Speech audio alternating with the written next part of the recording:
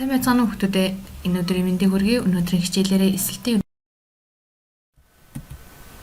нэгдүгээр дасгал нь дараах урвалаас задрах урвалыг сонгоно гэж байна.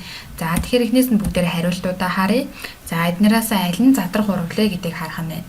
За А дасгалын хувьд бол энэ нь дам бодис нь нийлмэл бодистой харилцан үйлчлээ шинэ нийлмэл бодис үүсэх урвал харагдаж байна. За энэ урвалыг бол халах урвал гэж нэрлэнэ.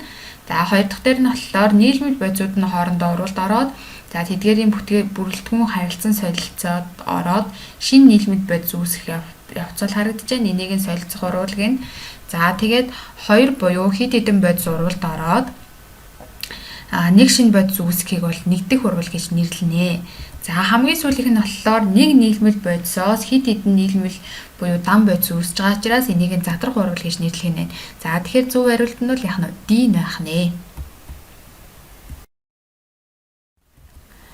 За тэгвэл хүчил төрөгчийн атомын үнэмлэхүүн масс хэдвэ гэж байна. За тэгэхээр энэ дээр хариултууд нь бол харагдаж байна.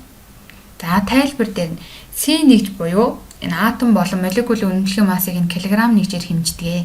За тэгвэл энэ атомын үнэмлэхүүн массыг A0 гэж тэмдэглэдэг. За молекулын үнэмлэхүүн массыг нь болохоор M0 гэж тэмдэглэдэг. За тэгвэл энэ харьцангуй атом масс нь бол R-аар тэмдэглэгдэнэ. Энэ нь атом массын нэгжээс атомын үнэмлэхүүн масс буюу массаас хэд дахин хүнд болохыг нь бол заадаг байх нэ.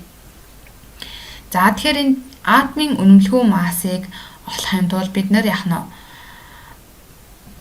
А буюу атомын үнэлэхүүн массаасаа атом массын нэгжтэй харьцуулж олдог байх нь. Тэгэхээр энэчнээс хүчил төрөгчийн атомын үнэлэхүүн массыг нь тооцоолох юм бол 2656 үрдэн арын хасах 27 кг гарч байгаамаа. Тэгэхээр зөв хариулт нь D байх нэ. За дараагийнх нь биополимер болох уургийн мономерийг сонгоно гэж байна. За тэгэхээр аль ба хүчил энд хариултууд нь харагдаж байна. За тайлбар руугаа шууд оръё. Уург нь амьд организмд өргөнд харгасан биомолекулын нэг бөгөөд аль ба амин хүчлээс тогтсон полимер байдаг. Тэгэхээр энэ уургийн найрлаганд 20 амин хүчил агуулгаддаг. За энэ уургийн мономер нь бол ерөнхийдөө аль ба хүчил болж өгдөг. За тэгэхээр аль ба хүчилтэй зөв хариулт нь хаана вэ гэхлээр А байх нэ. За дөрөвт нь цэвэрлэгээний бүтээгдэхүүний үндсэн найрлагыг гадаргуугийн идэвхит бодис гиб бүрдүүлдэг байх нэ. За тэгвэл анио идэвхит гибийн ерөнхий дүрслэлийг нь зөв харуулсан хэсгийг хариуг сонгоно гэж байна. За тэгэхээр энэ дээр хариунууд нь харагдаж байна. За молекул нь усан дуустдаг туйлтай бүлэг буюу гидрофил, усан дуустдаггүй туйлгүй бүлэг буюу гидропоб агуулдаг учраас ерөнхийдөө хоёр дамд буюу дипил шинж чанартай байдаг байх нь. Тэгэхээр энэ дипил молекулыг их хөвчлэн хөл толгой гэсэн байдлаар бол дүрсэлдэг. За тэгвэл хөл толгойтой хариунууд нь хаана вэ гэхлээр B, C, D, E болчихж байна. За тэгвэл гидрофил бүлэг нь бол орон зайд бөөгнөрсөн, гидропоб бүлэг нь бол урт долгиолсон бүтэцтэй байдаг. За тэгэхээр бүгдээрээ долгиолсон бүтэцтэй байна. За тэгвэл толгой тал нь сөрөг тэмдэгтэй сүлийг илэрхийлсэн байдаг байна. Тэгэхээр сөрөг тэмдэгтэй толгойд нь хаана вэ гэхлээр за D, E байна. Гэхдээ D дээр болохоор эерэг тэмдэг цуг байгаа учраас зөв хариулт нь E болж байна гэсэн.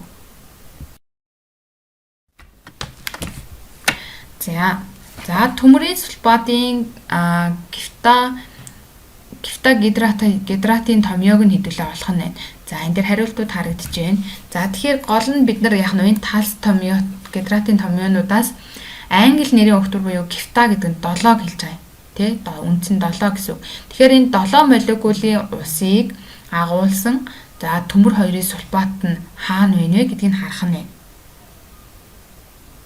За тэгэхээр 7 молекул яхана шүү. Тэгээд устай төмөр хоёрын сульфат гэхлээр яхана 7 төмөрийн сульфат нь Е хариултан дээр байгаа байхгүй. Тэгэхээр яхана зөв хариулт нь Е вэ. За тэнгүүд Е, С, Е хоёр бол ерөнхийдөө адилхан харагдаад байна тийм үү? Хоёулаа нэг молекул устай байгаа. За тэгвэл энэ дээр юу байх вэ гэхлээр төмөр нь 3 төмөр 3-ын сульфат гэж байгаа учраас яах нь ерөнхийдөө перум 2, эсо 4 дахин гэсэн хариултыг сонгоно. За дараа нь 6. Энэ нэгдэлтийг 2 ба 3 дугаар нүүрс төрөгчийн атомын эдлээсдлийг сонгоно гэж байна. За энэ дээр ерөөсөө маш энгийнээр тайлбарлах юм бол Cz холбоотой нүүрс төрөгч нь бол Sp2 эдлээсдэлтэй байдаг. Яагаад гэхээр Cc буюу энэ нэг нүүрс төрөгчөөс нь төрөгч нь 3 атомтай 2 ус төрөгч хажуу жишээ нэг нүүрс төрөгчтэйгээ 3 атомтай холбогдож байгаа учраас Sp2 эдлээсдэлтэй байдаг. За тэгвэл энэчнээс энэ нэгдлийг харахаар 2 ба 3 дугаар нүүрс төрөгчийн атомыг харангууд 2 дугаар нүүрс төрөгчийн атом нь за 3 атомтой холбогдсон. Тэгэхээр Sp2. За 3 дугаар нүүрс төрөгчийн атом нь болохоор 4 атомтой холбогдсон байгаа учраас Sp3 эдлээсдэлтэй болно. Тэгэхээр зөв хариулт нь Е байна гэсэн үг байна. За тэгвэл валент чанар ба эсэлтгүүн хэмжээний тоо утга нь ялгаатай нэгдлийг сонгоно гэж байна. За энэ дээр бүгдээр харахаар за яг ингээд анзаараад харах юм бол энэ дээр юу байгаа? C дээр. За өгөгдсөн нэгдлүүд нь бол ерөнхийдөө ах нь үүсгэсэн атомууд нь бол барын валент чанар 2, эсэлтлийн хэмээн нэмэх 2 байдаг. За хүчил төрөгчийн валент чанар нь 2, эсэлтлийн хэмээн хасах 4, нэмэх 4 гэж байдаг. За тэгсэн чинь C дээр болохоор барын O3 гэсэн байгаа учраас барын ерөнхийдөө 3 валентаар орсон байна гэж харж болох нь байна. За тэгвэл дараах урвалын тэгтгэлүүдээс алканы нүүрс төрөгчийн гол урвалыг сонгоно гэж байна. За тэгэхээр бид нэр яг энэ нэгдлүүдээс алканы буюу дан холбоотой нэгдлэл харчна гэсэн үг байна. За D, N дээр болохоор нэг Е дээр болохоор N дахин гэсэн байгаа учраас маш олон молекул агуулж байгаа учраас полимерүүд байна. За D нь бол биш ханаа алкан. За тэгэхээр C дээр нь харахаар хоёрлсан холбоо нэг ширхэг байгаа учраас алкин байна. A дээр нь болохоор гурвалсан холбоо нэг ширхэг байгаа учраас алкин. За тэгэхээр зөв хариулт нь B буюу энэ бутаны холоорч урвалын тэгшдэглийг бол B дээр харуулсан байх нэ. За тэгвэл нэгдэлтэй суурийн оксид суур давс үүсгдэг дан бодис аль нь вэ гэж байна. За тэгэхээр энэ дээр суурийн оксид үүсгэнэ гэхлээр өнөд бол металлууд хүчил төрөгчтэй уралд ороод суурийн оксид үүсгдэг. За тэгэхээр шууд энэчнээс хараад бол кальцийг харж болох нь байна.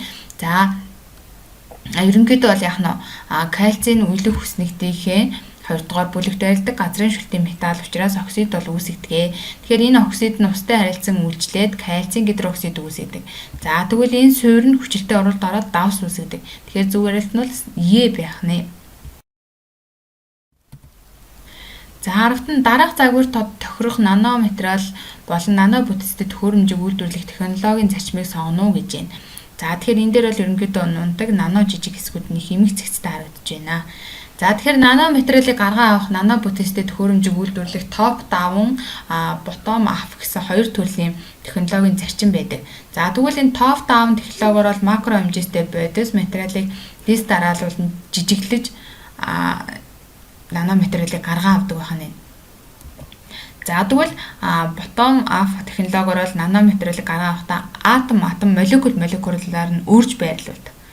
За top down дээр бол дис дараалуулаад байрлуулдаг бол bottom up дээр нь болохоор атом молекулаар нь өрдөг байх нь.